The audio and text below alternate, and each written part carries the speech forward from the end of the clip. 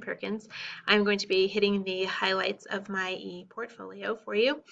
I'm going to start with my reflection piece. It was one of my biggest prejudgments was the amount of time that I was going to need to be put in. It was also part of the reason why I hesitated in completing my master's degree or starting my master's degree for that matter. Trying to divide my time evenly between work, between grad school work, between my family. If you go and look at my goals video, I had talked about we wanted to eventually grow our family and make it expand, and that happened these past 3 years that I've been working on my master's program. So that also added a different time constraint to me as I became a mother of 4 as opposed to just 3. Um, but finding the time to put in the coursework, to do the practicum work, to be able to still attend to my young family and do my job appropriately was quite the juggling and balancing act. Part of the reason why, too, I made the decision to make sure that I had a full year to get everything done and taken care of with my practicum and not worry about coursework on top of that, too. So I really had to be very strategic with my plan on using my time efficiently, which I think is going to serve me well in the long run as I move into leadership. But that was the biggest part that I talked about in my program reflection of time and the extra time that it took, but also the extra time that I was rewarded. And I'll talk about this a little bit more later, but with COVID and the pandemic happening, actually, I had more opportunities open up in this area as far as completing my practicum goes. And I was given a little bit more time than I necessarily would have had before to complete a lot of these things. So I reflect on here too about knowing people, making the right relationships with who you work with and being able to make your connections. And as you look at the people that I worked with, the administrators I was able to work with, relationships came to be a big key. Mr. Holman was my elementary practicum supervisor. I had met him actually doing a PLC training for the district, PLC Plus training. So we, during COVID, had multiple Zoom sessions, big group and then small group breakout sessions. And Mr. Holman was in one of my small groups, so we were able to kind of share our educational philosophies and our learning committees philosophies from his elementary perspective and then from mine at the secondary perspective and the special education perspective. And through that, I was able to make a connection of I would love to be able to see how your school runs based on the way that you're discussing your educational philosophy just in these meetings that we had for the PLC Plus program. My district supervisor was Jamie Callahan. She was actually one of the first people I met when I came to this district 8 years ago. And at that point in time, she was a behavior interventionist for the special purpose day school I had worked at.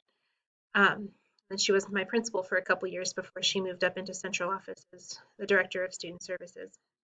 So she is someone that I've had a connection with for a long time. She's one of the people who has encouraged me to get into educational leadership. So I was able to spend some time with her and complete different activities with her as well. And then my secondary supervisor is my building principal right now, Mr. Cochran. And I've worked with him for the past 5 years as the building principal here. And as COVID hit and we started having to make more decisions, he was able to pass off of a lot of this delegation pieces that needed to be done and completed at that time. And then was just involved me in a lot of the decisions that got made in this building here as well. So relationships and the people that you know have been pretty key, and all 3 of these individuals have kind of helped shape my educational philosophy over the past few years and given me lots of different perspective and things to see that I do and do not want in leadership for myself. My annotated bibliography is filled with lots of different articles that I hope to be able to actually pull back from and look at different points in time through my educational leadership, especially when it comes to what standards do I need to hold myself to, but also what tools do I have to offer other people that I work with my colleagues, with teachers who may be under my supervision, all of those sorts of things. So I was making sure when I went through these that I selected articles that would be good for me to refer to in the future. Um, like I had said before, COVID actually opened some doors in some unique ways, in ways that I didn't necessarily imagine that I would have been able to have the time for in other ways. Um, the first one, like I talked about, was this where I met Mr. Holman, my elementary supervisor, was the PLC Plus training. Um, there was a framework that we wanted to shift all of our professional learning committees towards in this district about decision making regarding data, curriculum, basically giving us insight on how to facilitate conversations to stay focused on data and decision making so you're not taking everything personally, how to be able to collaborate with your staff better. So it was just some great leadership overall on how to handle different situations and making better decisions with better impact.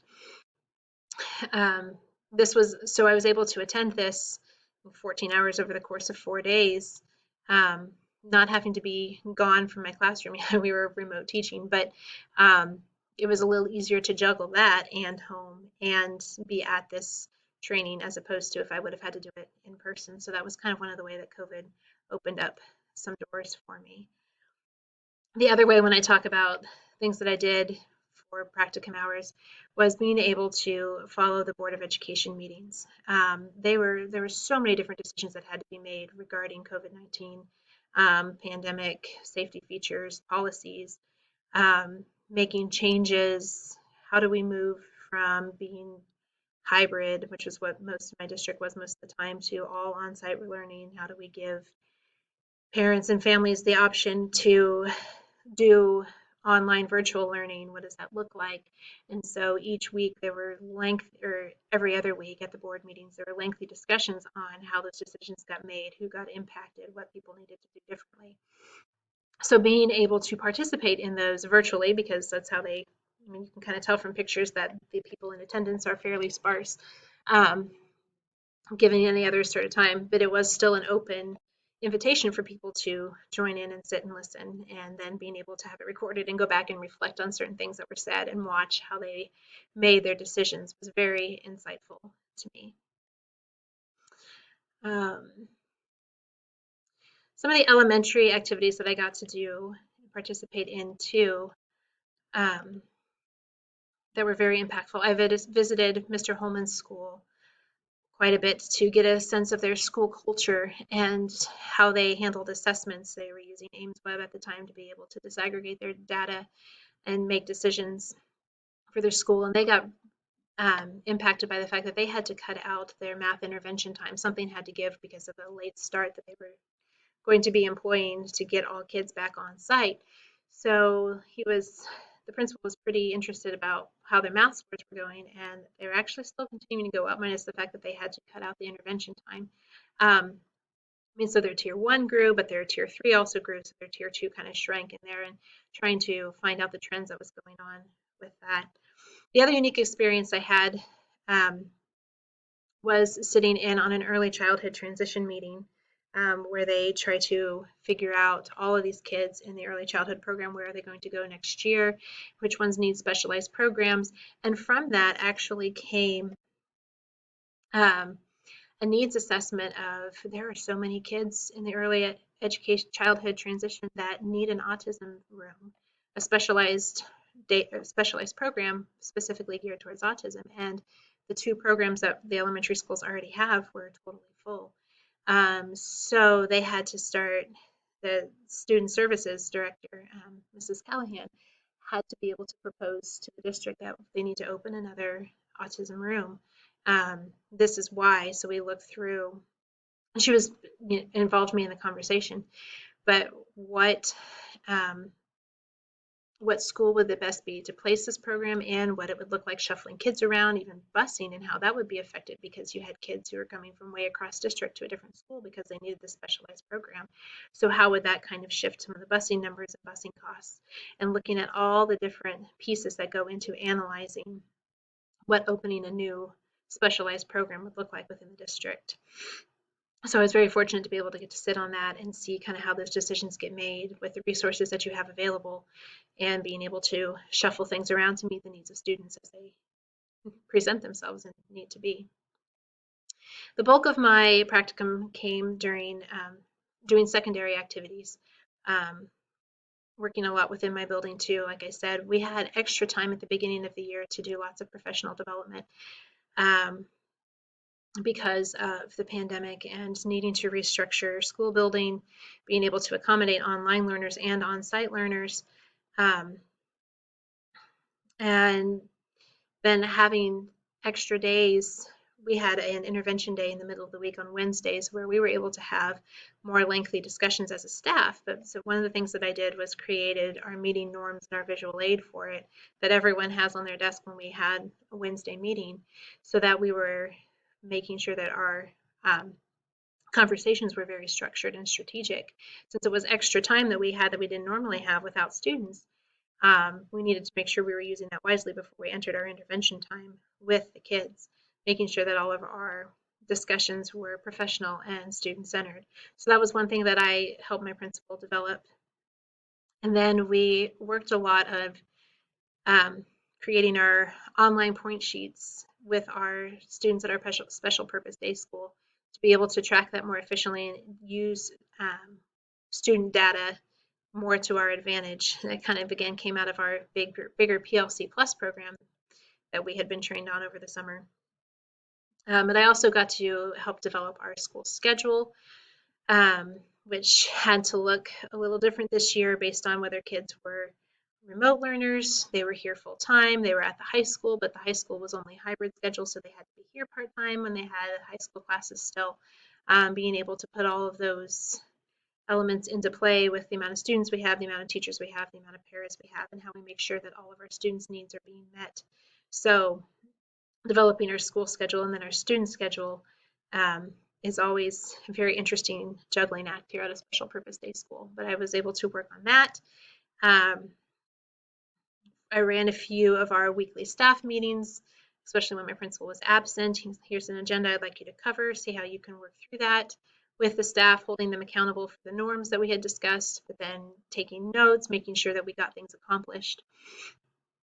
And then also helping develop our staff activities and our professional development at the beginning of the year when we had all that extra time, what was going to serve us best at our special purpose day school for all of us teachers to learn professionally to best meet these varied needs that we had. At the time when we started, we had 3 online learners. All the rest of our students were in-house because we were a special purpose school. We've only got 15 kids for 4 of us teachers, so social distancing was very easy to apply here in our building.